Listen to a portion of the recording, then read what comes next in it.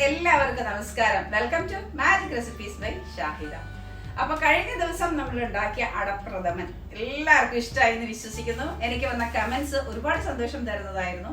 നിങ്ങളുടെ സപ്പോർട്ട് തീർച്ചയായിട്ടും തുടർന്നും ഉണ്ടാവണം കേട്ടോ. അപ്പൊ ഇന്ന് നമ്മൾ പോകുന്നത് കടലപ്രഥമൻ ഉണ്ടാക്കാനാണ്. അതിനു മുമ്പ് കുറച്ച് വിശേഷം പറയണ്ടേ. എല്ലാവരും സുഖമായിരിക്കുന്നു എന്ന് വിശ്വസിക്കുന്നു. നാട്ടില് ലോക്ക്ഡൌണിന്റെ അളവുകളൊക്കെ തുടങ്ങിയിട്ടുണ്ട്. ഇപ്പൊ ഓണമൊക്കെ വരുന്നത് കൊണ്ട് തന്നെ തീർച്ചയായിട്ടും നമുക്കൊന്ന് പുറത്തു പോകണം, കുറച്ച് സാധനങ്ങളൊക്കെ വാങ്ങിക്കണം.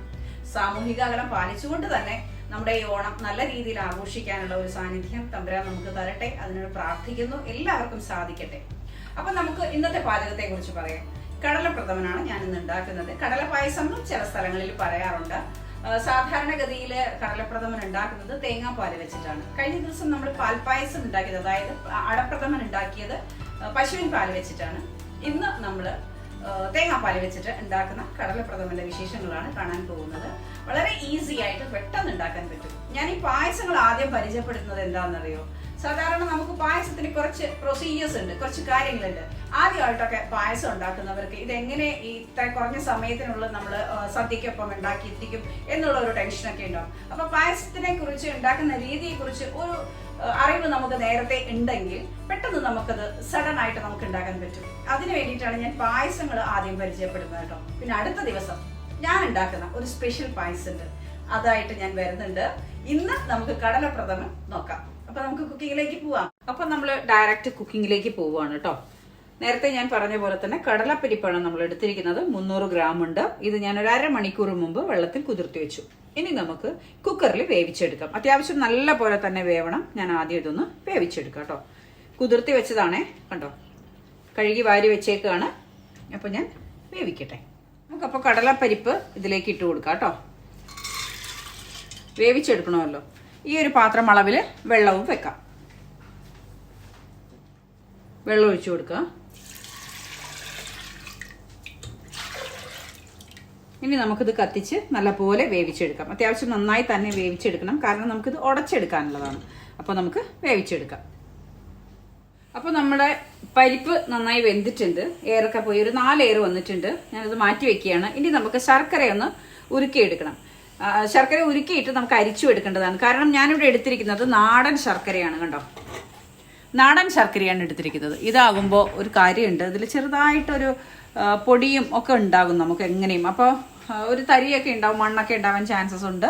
അപ്പോൾ അതുകൊണ്ട് തന്നെ നമ്മൾ ശർക്കര എപ്പോഴും ഉരുക്കി എടുത്തതിന് ശേഷം അരിച്ചു കൂടി എടുത്താലാണ് അതിൻ്റെ ആ പ്യൂരിറ്റി കിട്ടുള്ളൂ.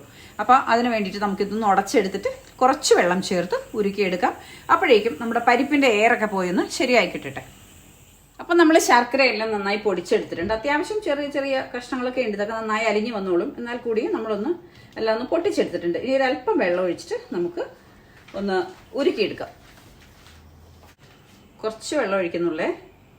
വെള്ളത്തിൻ്റെ അളവ് കൂടിപ്പോയി കഴിഞ്ഞിട്ടുണ്ടെങ്കിൽ പിന്നെ നമ്മൾ ആ ശർക്കര പാനി നല്ലപോലെ വറ്റിക്കാനായിട്ട് സമയം പിടിക്കും. അപ്പോൾ അതുകൊണ്ട് കുറച്ച് വെള്ളം ഒഴിച്ചിട്ട് നമ്മൾ പാനി കുറുക്കി എടുക്കാം. അടുപ്പ് കത്തിക്കാണ്. ചെറിയ ഫ്ലെയിമിലിട്ട് വേണം ശർക്കര പാനി ഉണ്ടാക്കാനേ. അപ്പം നമ്മുടെ ശർക്കര ഉരുകി വരുന്നുണ്ടേ. എപ്പോഴും ശർക്കര ഉരുക്കി എടുത്തിട്ട് വേണം പായസത്തിന് ചേർക്കാൻ. നേരിട്ട് നമ്മൾ പായസത്തിലേക്ക് ചേർക്കരുത്. കാരണം എന്താ വെച്ചാൽ ഈ ശർക്കര പഞ്ചസാര ഉരുക്കി എടുത്ത ശേഷം ഇതിങ്ങനെ ശർക്കരയാക്കി ഇവർ പിടിക്കുമല്ലോ. ഉണ്ടയാക്കി പിടിച്ച ശേഷം പനമ്പിലിട്ടാണ് ഇവർ തല്ലിയെടുക്കുന്നതെന്ന് പറഞ്ഞു കേൾക്കാം. ശർക്കര ഉണ്ടാക്കുന്ന കമ്പനികളിലൊക്കെ പോയാൽ നമുക്ക് കാണാൻ പറ്റും. അവർ ശർക്കരയൊക്കെ ഉണ്ടാക്കുന്ന സമയത്ത് അതങ്ങനെയാണ്, അതിൻ്റെ പ്രൊസീജിയേഴ്സ് അങ്ങനെയാണ്. പനമ്പിലൊക്കെ ഇട്ട് വെച്ചിട്ടാണ് ഉണ്ടാക്കുക. അപ്പോൾ ഈ പനമ്പിൻ്റെ പൊടിയൊക്കെ ഉണ്ടാവുമല്ലോ, എത്ര വന്നാലും പനമ്പിൻ്റെ പായിലൊക്കെ പൊടി ഉണ്ടാവും, അതിൻ്റെ നാരുണ്ടാവും. അപ്പോൾ അതൊക്കെ നമ്മുടെ പായസത്തിൽ ഇങ്ങനെ പായസം കുടിക്കുന്ന സമയത്ത് ഭയങ്കര അസ്വസ്ഥതയായിരിക്കും നമുക്കത് നാവിൽ തടഞ്ഞിട്ടുണ്ടെങ്കിൽ. അപ്പോൾ അങ്ങനെ വരുന്ന സമയത്ത് നമ്മളൊരു കാര്യം ചെയ്യണം, അതൊക്കെ ഒഴിവാക്കാനായിട്ട് ശേഷം അരിച്ച് ഒഴിച്ചു കൊടുക്കുക. അപ്പോൾ ആ ഒരു പ്രശ്നമേ വരില്ല. എനിക്കിവിടെ ഓട്ടുപാത്രം ഇല്ല കേട്ടോ, അതുകൊണ്ട് ഞാൻ ഈ സ്റ്റീൽ പാത്രത്തിലൊക്കെ വെച്ചിട്ടാണ് പായസമൊക്കെ ഉണ്ടാക്കുന്നത്.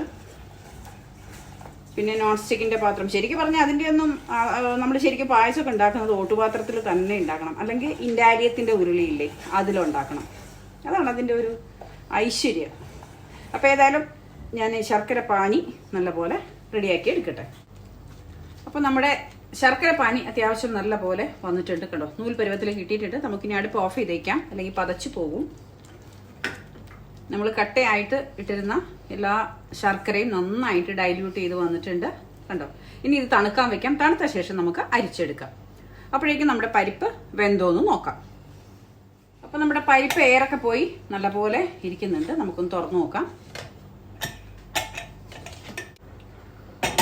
നല്ല പാകം അളവിൽ വെന്തിട്ടുണ്ട്. നമ്മൾ ഒഴിച്ചു കൊടുത്ത വെള്ളമൊക്കെ കറക്റ്റാണ് കണ്ടോ. അധികം അങ്ങ് ഉടഞ്ഞു പോവാതെ വേണം വെന്ത് കിട്ടാൻ. ഇനി നമുക്ക് കുറച്ചൊന്ന് ഉടച്ചെടുക്കാം. ഇങ്ങനെ ഇതുപോലെ കുറച്ചൊന്ന് ഉടച്ചെടുക്കാം. പക്ഷെ കുറച്ച് അതിൻ്റെ തരി പോലെ, പരിപ്പിൻ്റെ തരി പോലെ കിടക്കുകയും വേണം. എങ്കിലാണ് നമ്മൾ പായസം കുടിക്കുന്ന സമയത്ത് നാവിൽ പരിപ്പ് വരുമ്പോൾ ഒരു പ്രത്യേക സ്വാദാണ്. അപ്പോൾ നമുക്ക് ഇതൊന്ന് ഉടച്ചിട്ട് എടുക്കാം. കുറച്ച് വെള്ളത്തിൻ്റെ അംശമുണ്ട്, കുഴപ്പമില്ല. നമ്മളിതൊന്ന് നെയ്യിലൊന്ന് വിളയിച്ചെടുക്കും. സാധാരണഗതിയിൽ ചിലർ പായസം ഉണ്ടാക്കുന്ന സമയത്ത് പരിപ്പ് ആദ്യം നെയ്യിലൊന്ന് വിളയിക്കും. വിളയിച്ച ശേഷം കുക്കറിൽ വേവിച്ചെടുക്കും. ഞാനിത് നേരെ വിപരീതമാണ് ചെയ്യുന്നത്. കാരണം ഞാൻ അങ്ങനെ ഒരിക്കലും ചെയ്ത് നോക്കിയപ്പം നമ്മൾ പരിപ്പ് വിളയിച്ച ശേഷം കുക്കറിൽ വേവിച്ചെടുത്തപ്പോൾ ഒരു വെള്ളത്തിൻ്റെ ടേസ്റ്റ് ഫീൽ ചെയ്തു എനിക്ക്. അപ്പോൾ ഞാൻ വിചാരിച്ചു നമ്മൾ വേവിച്ചെടുത്ത ശേഷം അത് നല്ല നെയ്യിൽ ഇതുപോലെ വെന്ത് വന്ന ശേഷം പരിപ്പ് നല്ല നെയ്യിൽ വിളയിച്ചിട്ട് പിന്നെ അതിലേക്ക് പറയുന്ന നമ്മൾ കൂട്ടുകളുണ്ടല്ലോ, തേങ്ങാപ്പാലും ശർക്കര പാനിയൊക്കെ ചേർക്കും. ഒരു പ്രത്യേക സ്വാദ് എനിക്ക് വേറെ നന്നായിട്ട് ഫീൽ ചെയ്തു. നല്ലൊരു സ്വാദ് അവിടെ എനിക്ക് ഫീൽ ചെയ്തു. വെള്ളത്തിൻ്റെ ടേസ്റ്റ് ഒന്നും നമുക്ക് ഫീൽ ചെയ്യില്ല. അപ്പോൾ അതുകൊണ്ട് ഞാൻ അതുപോലെയാണ് ഇന്ന് വെക്കുന്നത്. അപ്പോൾ ഞാനിന്ന് ഈ അലുമിനിയത്തിൻ്റെ ഉരുളിയിലാണ് ഉണ്ടാക്കുന്നത്. അലുമിനിയം കോട്ടിംഗ് ഉള്ള ഉരുളിയാണ്, ഇതിലാണ് ഉണ്ടാക്കുന്നത്. ഓട്ടുരുളിയും ഇൻഡാലിയത്തിൻ്റെ ഉരുളിയും എനിക്ക് ഇല്ലാത്തത് കൊണ്ട് തന്നെ ഞാൻ ഇതിലാണിന്ന് പായസം തയ്യാറാക്കാൻ പോകുന്നത്. അപ്പോൾ പായസത്തിന് ഉരുളി വെച്ചു. നമുക്ക് അടുപ്പ് കത്തിക്കാം. അതിനുശേഷം നെയ്യ് ഒഴിച്ചു കൊടുക്കാം. നല്ല നെയ്യാണ് ഞാനിവിടെ ഒഴിച്ചു കൊടുക്കുന്നത്. അത്യാവശ്യം ഒരു 5 ടേബിൾ സ്പൂൺ അളവിലാണ് നിറനെയ്യ് നമ്മൾ ഒഴിച്ചിരിക്കുന്നത് കേട്ടോ. 6 kg നല്ല പശുവിൻ നെയ്യ്. നമ്മുടെ നെയ്യ് ഒന്ന് ചൂടായി വന്നിട്ടുണ്ട്. അപ്പോഴേക്കും നമ്മളിവിടെ എടുത്ത് വെച്ചിരിക്കുന്ന പരിപ്പ് കുറച്ചായിട്ട് ഇട്ട് കൊടുക്കണം ആദ്യം. കാരണം വെള്ളത്തിൻ്റെ അംശം ഉള്ളത് കൊണ്ട് ചെറുതായിട്ട് തെറിക്കാനായിട്ട് ചാൻസ് ഉണ്ട്. അപ്പോൾ ആദ്യം കുറച്ചൊന്ന് ഇട്ട് കൊടുക്കാം, പിന്നെ മുഴുവനായിട്ട് ഒഴിച്ചു കൊടുക്കാം കേട്ടോ. ഇനി നമുക്ക് മുഴുവനായിട്ട് ഒഴിച്ചു കൊടുക്കാം. ഒഴിച്ചു കൊടുത്ത ശേഷം ഇതിലുള്ള വെള്ളത്തിൻ്റെ അംശം ഒന്ന് വറ്റുന്നത് വരെ നമുക്ക് നന്നായി വിളയിച്ചെടുക്കാം. ഫ്ലെയിം കൂട്ടി വെച്ച് കൊടുക്കാം. പരിപ്പ് നല്ലപോലെ ഉടഞ്ഞും വരുന്നുണ്ട് കണ്ടോ. അത്യാവശ്യം നമുക്ക് കടിക്കാൻ കിട്ടും, എന്നാലും അത്യാവശ്യം ഉടഞ്ഞും കിട്ടും. അപ്പോൾ അതുകൊണ്ട് രണ്ടും ഇങ്ങനെ ചെയ്യുമ്പോൾ, ഇങ്ങനെ വിളയിച്ചെടുക്കുമ്പോൾ, രണ്ടാമത് വിളയിക്കുമ്പോൾ അങ്ങനെ ഒരു കൺസിസ്റ്റൻസിയിൽ നമുക്ക് കിട്ടും. നല്ലപോലെ വിളയിക്കാം. അപ്പോൾ നമ്മുടെ വെള്ളമെല്ലാം നല്ല പോലെ വറ്റി പരിപ്പ് നന്നായി വിളഞ്ഞ് വരുന്നുണ്ട്. നെയ്യിൽ കിടന്നിട്ട് കണ്ടോ, കളറെല്ലാം മാറി വരുന്ന കണ്ടോ. നന്നായി വിളഞ്ഞ് എണ്ണ തെളിയുന്ന ഒരു സമയമാകുമ്പോഴാണ് ഇനി നമ്മൾ ശർക്കര പാനി ഒഴിച്ചു കൊടുക്കുന്നത് കേട്ടോ. കുറച്ചുകൂടി ഒന്ന് കളർ മാറി വരട്ടെ. ഇങ്ങനെ ചെയ്യുമ്പോൾ നല്ല സ്വാദാണ്. നമുക്ക് ആ നെയ്യുടെയൊക്കെ നല്ല സ്വാദ് നമ്മൾ പായസം കുടിക്കുമ്പോൾ നമുക്ക് ഫീൽ ചെയ്യും കണ്ടോ. ശരിക്കും ഇത് ഉരുണ്ട് വരുന്ന കണ്ടോ, നല്ല പോലെ വിളഞ്ഞ് വന്നിട്ടുണ്ട്. കണ്ടോ, എണ്ണ തെളിഞ്ഞ് വന്നിട്ടുണ്ട്. ഇനി നമുക്ക് ശർക്കര പാനി ഒഴിച്ചു കൊടുക്കാം. പരിപ്പ് നല്ലപോലെ വെന്ത ശേഷം മാത്രമേ ശർക്കര പാനി ഒഴിക്കാൻ പാടുള്ളൂ. ശർക്കര പാനി ഒഴിച്ചു കഴിഞ്ഞാൽ പിന്നെ പരിപ്പ് വേവ് അവിടെ നിന്ന് പോകും. അപ്പോൾ അതുകൊണ്ട് തന്നെ ഇപ്പം നമ്മുടെ പരിപ്പ് നല്ലപോലെ വിളഞ്ഞ് എണ്ണ തെളിഞ്ഞ് വന്നിട്ടുണ്ട്. ഇനി നമുക്ക് ശർക്കര പാനി ഒഴിക്കാം. കണ്ടോ, ശർക്കര പാനി അരിച്ചു വെച്ചു. നോക്ക്, അരിച്ചപ്പോൾ കിട്ടിയ അതിൻ്റെ കീടങ്ങൾ. അതുകൊണ്ടാണ് നമ്മൾ പറയുന്നത് എപ്പോഴും ശർക്കര പാനി നമ്മൾ അരിച്ചെടുക്കണം എന്ന്. നല്ല ചൂടുണ്ട്, അതുകൊണ്ടാണ് ഞാൻ ഗ്ലൗസൊക്കെ ഇട്ട് പിടിച്ചേക്കുന്നത്. നമുക്കിനി ഒഴിച്ചു കൊടുക്കാം.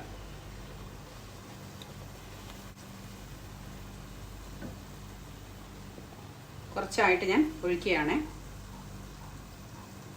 ഒറ്റയടിക്ക് ഒഴിക്കാനായിട്ട് പറ്റുന്നില്ല, കാരണം ചൂടാണ്. ശർക്കര പാനി മുഴുവനും ഒഴിച്ചു കൊടുക്കാം.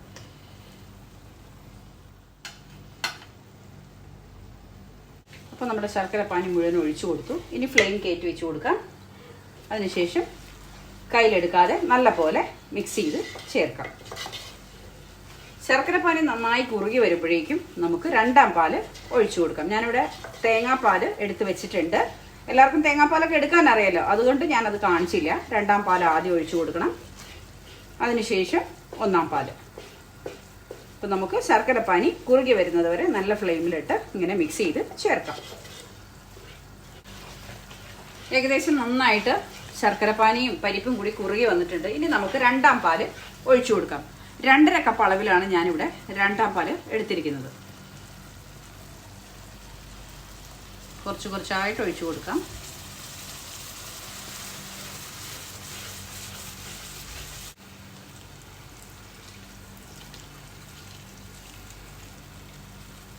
നല്ലപോലെ നമുക്ക് മിക്സ് ചെയ്ത് ചേർക്കാം.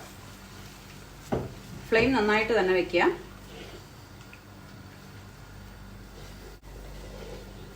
രണ്ടാം പാല് നന്നായിട്ട് കുറുകി വരട്ടെ. അപ്പോൾ രണ്ടാം പാല് നല്ലപോലെ തിളച്ച് വരുന്നുണ്ട്. ഫ്ലെയിം ഒന്ന് കുറച്ച് കൊടുക്കാം. അതിനുശേഷം നമുക്ക് ഒരു 1/4 ടീസ്പൂൺ അളവിൽ ചുക്കുപൊടി ഇട്ട് കൊടുക്കണം. ഒരു പിഞ്ച് അളവിൽ ജീരകപ്പൊടി ചേർത്ത് കൊടുക്കാം.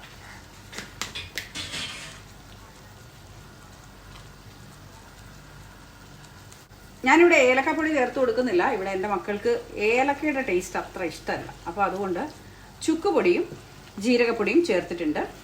ഈ സമയത്ത് തന്നെ നിങ്ങൾ ഏലക്കപ്പൊടിയും കൂടി ചേർത്ത് കൊടുക്കണേ. ഇനി അത്യാവശ്യം നല്ല ഫ്ലെയിമിൽ വെച്ചിട്ട് വീണ്ടും നമുക്കൊന്ന് കുറുക്കിയെടുക്കാം. അപ്പോൾ നമ്മൾ പായസം ഉണ്ടാക്കിക്കൊണ്ടിരിക്കുന്നത് ഏകദേശമൊക്കെ പരിസമാപ്തിയിൽ എത്തിയിട്ടുണ്ട്. ഇനി നമുക്ക് 1-ാം പാലാണ് ഒഴിച്ചു കൊടുക്കേണ്ടത്. 1-ാം പാൽ ഒഴിച്ചു കഴിഞ്ഞാൽ പിന്നെ നമ്മൾ അധികം ഒന്ന് തിളപ്പിക്കുകയൊന്നുമില്ല. ഉടനെ അടുപ്പ് ഓഫ് ചെയ്യും. ഇപ്പോൾ ഇതാ കണ്ടോ, ഈ ഒരു കൺസിസ്റ്റൻസിയിൽ നമുക്ക് പായസം കിട്ടിയിട്ടുണ്ട്. ഇനി തണുത്ത് കഴിയുമ്പോൾ ഒന്നുകൂടെ കുറുകും കേട്ടോ. അപ്പോൾ ഈ 1-ാം പാൽ ഒഴിച്ച് അതിൻ്റെ ഒരു തിക്നെസ്സും കൂടി ഇതിൽ കിട്ടും. അപ്പോൾ നമ്മൾ 1-ാം പാൽ ഒഴിച്ചു കൊടുക്കുകയാണ്. 1-ാം പാൽ ഒട്ടും വെള്ളം ചേർക്കാതെ എടുത്തതാണ്.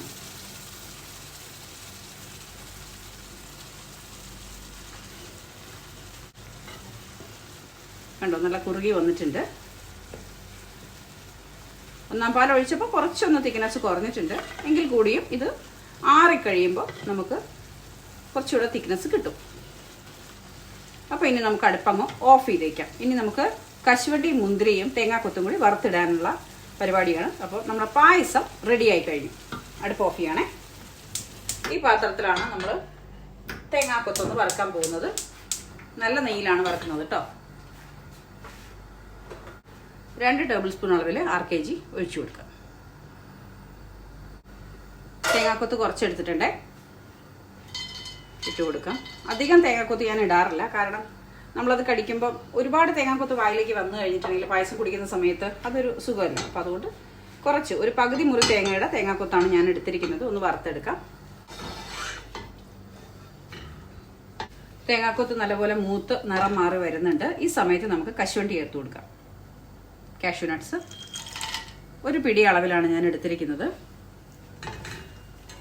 തേങ്ങാക്കൊത്തിൻ്റെ അത്രയും സമയം വേണ്ട കാഷ്യൂ നട്ട്സ് ഒന്ന് വറുത്ത് വരാനായിട്ട്. അതുകൊണ്ട് നമ്മൾ ആദ്യം തേങ്ങാക്കൊത്ത് ഇടണം, അതിനുശേഷം കാഷ്യൂ നട്ട്സ് ഇട്ടാൽ മതി. അതിൻ്റെ പിന്നാലെ തന്നെ നമുക്ക് കിസ്മിസ് ഇട്ട് കൊടുക്കാം. അതായത് ഉണക്കമുന്തിരി ഇട്ട് കൊടുക്കാം. ഉണക്കമുന്തിരി പിന്നെ ഇടുമ്പോൾ തന്നെ ഇങ്ങനെ ബോൾ പോലെ വീർത്ത് വരും. നമുക്ക് പായസത്തിലേക്ക് മിക്സ് ചെയ്ത് ചേർക്കേണ്ടതുണ്ട്. ഇതിങ്ങനെ ബോളായിട്ട് വരുമ്പോഴേക്കും ഇങ്ങനെ തെറിച്ച് പോവുക. ഇത്രയും മൂത്താൽ മതി കേട്ടോ. കരിഞ്ഞ പോലെ ആവണ്ട. ഒരു ഗോൾഡൻ കളറിലാണ് നമുക്കത് കിട്ടേണ്ടത്. അപ്പോൾ എല്ലാം സെറ്റായിട്ടുണ്ട്. ഇനി നമുക്ക് പായസത്തിലേക്ക് ഒഴിച്ചു കൊടുക്കാം.